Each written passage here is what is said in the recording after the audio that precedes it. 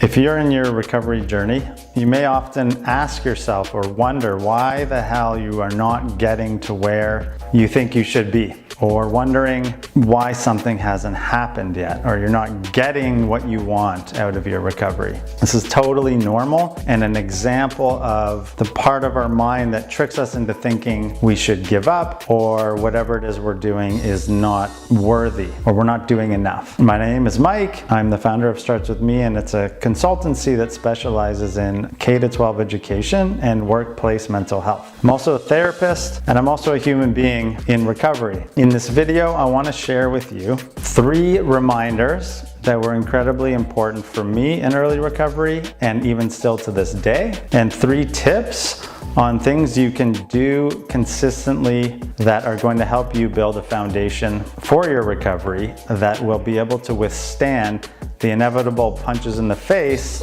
that life is going to throw your way.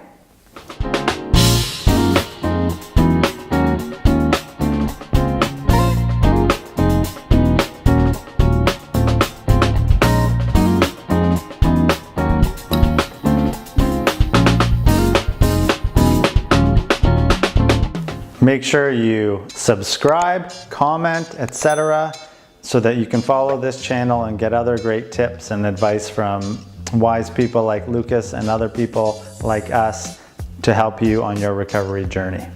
Let me get the simple 3 reminders over quickly, which you're going to hear all over the place. Number 1, get a sponsor. We can't do this alone, and we need the help of another human being. Number 2, get your ass to meetings. These are going to be drilled in your head over and over and over and over and over. And the reason I'm adding to that is because they are important and they really do matter. Reminder number 3, there is no finish line. You aren't trying to get to some magical place where you've recovered, so to speak. You're not going to just all of a sudden wake up one day and say, oh, I don't have to practice these principles in all my affairs. It's a gift that we get to live and embody. And when you can remind yourself that it's not a destination, it's a journey, then sometimes you can reduce the angst of thinking you're not where you're supposed to be. So those are the 3 reminders that you can never be reminded of enough, and I always need a reminder myself.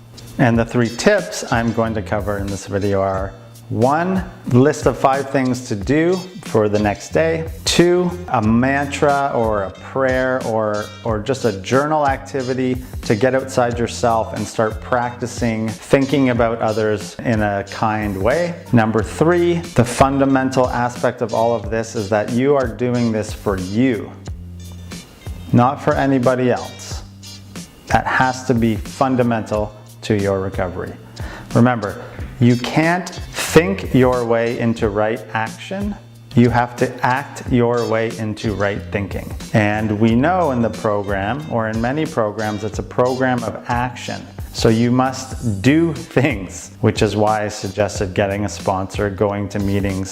So find a time in the day that works for you. For me, doing it at nighttime is the best. And write down 5 things that you are going to do the next day. Now, in the beginning, it's more about just doing this rather than finding 5 life-transforming activities that you're going to do.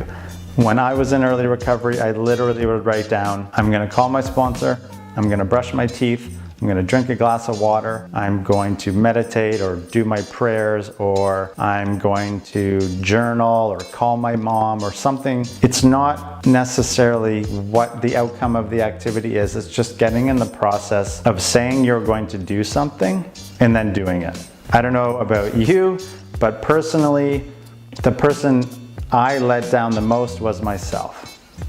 So another part of this activity, the therapist side of me might say this is a behavioral activation or a behavioral intervention for people in recovery, and the steps are full of psychological wisdom and spiritual wisdom, and so you can rest assured that the things that are suggested of you in recovery are also brought to people in all kinds of different therapeutic environments. So we're writing these 1 to 5 things. I suggest 5 things to do the next day, because we want to learn to take actions and to in some sense, be accountable to ourselves.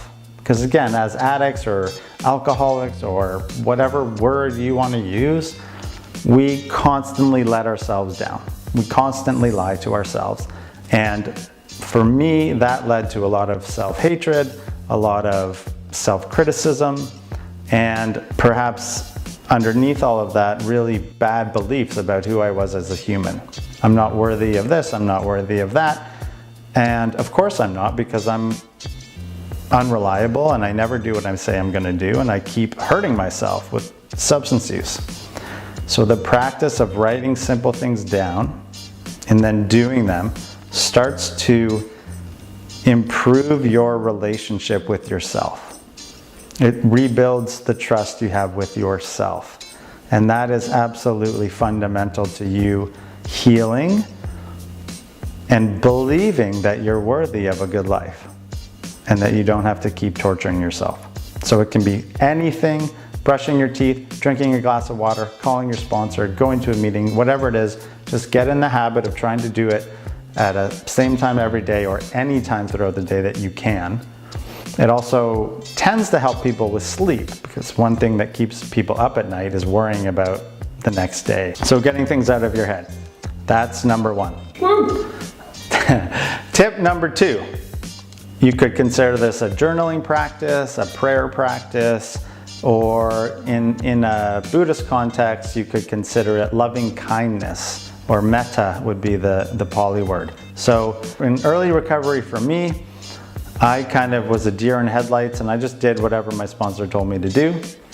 And this is another one of those things. So number 2, you're going to practice this for 5 people in your life. Now you can do it for people you're struggling or having irritations with, or you could do it for 5 people that you want to send grateful thoughts to, okay? And the mantra, the prayer, the journaling simply just goes like this. I'll use a person who's been crucial in my development. Jeremy, I pray for your health, happiness, and prosperity. Let's pick someone who I'm not so fond of. I'll make up a name. Bill, I pray for your health, happiness, and prosperity. And so you're going to do that for 5 people. Now, you don't have to feel these things. Part of it, you'll also hear this idea of faking it till you make it. That's okay too.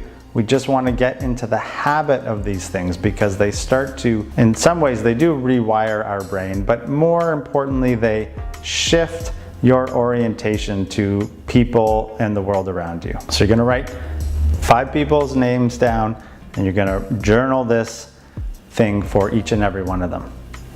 And perhaps we'll have a document in the show notes so that you can just download it or whatever, because I do have a lot of those things around.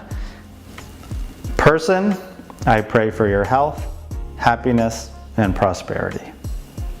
Notice how that feels when you do that for somebody else.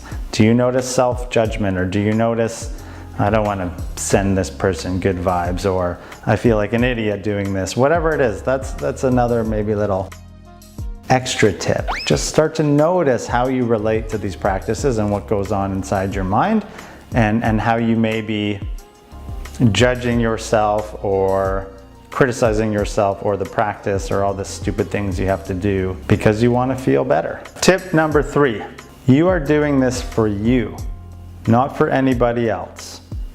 Another way you could think about it is anything you put in front of your recovery, you are going to lose. So what does that mean? If I put my job in front of my recovery, that means I am going to, instead of going to meetings or calling my sponsor or doing my self-care practices, and I use that time and energy to complete a job task or to perhaps take on somebody else's responsibilities at work, whatever it is, it doesn't really matter.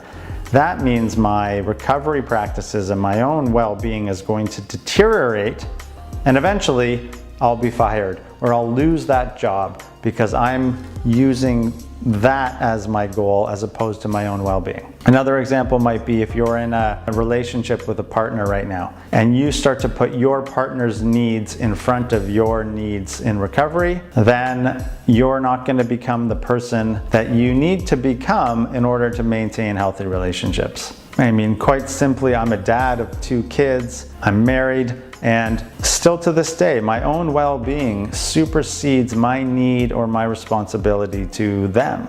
Because if I'm not taking care of myself, then I can't be a dad, or I can't be a good dad, or the dad I want to be, and I won't be a good husband. I'll just be a miserable jerk walking around blaming them for my misery instead of taking responsibility for it myself. So I have to remember that my well-being comes first, and it's not a self-centered thing, a selfish thing. It's actually the best way that I can be a kind and loving person to them, and also to my family and to the world around me. Okay, and I got one bonus tip to share with you. It's a practice journal or a practice scorecard, you could consider it as. And it will be linked in the show notes along with some of these other templates for you to use in your own practice or just as a frame to help guide you. And the bonus tip, it's a beautiful way to document or just to list out the things that you do to help yourself. So you might, in the first list, you just might write, go to meetings, call my sponsor, do my 5 to-do lists, do my mantras for other people, go for a run, go for a walk. And then the next part of the practice sheet is just the days of the week. So you would check off which days you do which thing. And then the last column it's a self-reflection practice or a self-awareness practice. And so it's what are the thoughts, emotions, sensations, and difficulties with doing these practices or reasons why you chose not to do them.